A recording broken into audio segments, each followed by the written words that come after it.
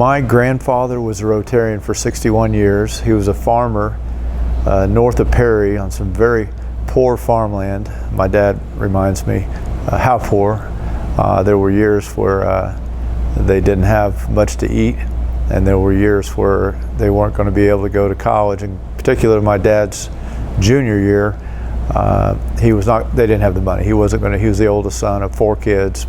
And they got a late freak rain in August that raised, I think it was alfalfa or something, and it was just enough to send him back to college, and he finished with his engineering degree. But my grandfather was a perfect attendance for 61 years, and I would go to Rotary with him as a kid in Perry, Oklahoma at the Cherokee Strip Museum. They had a buffet, and I could eat a lot of food back then. So I thought it was cool at my grandfather's funeral that he had been a member for 61 years. They said perfect attendance the whole time. I can't imagine that being true, but nonetheless, it always planted a positive seed in my mind about Rotary and happy memories with him. And then when I started my business, I had a lot of friends in Rotary, and I just thought to kind of honor his memory that I would look into joining. And I believe that was about 16 or 18 years ago, give or take, Keith.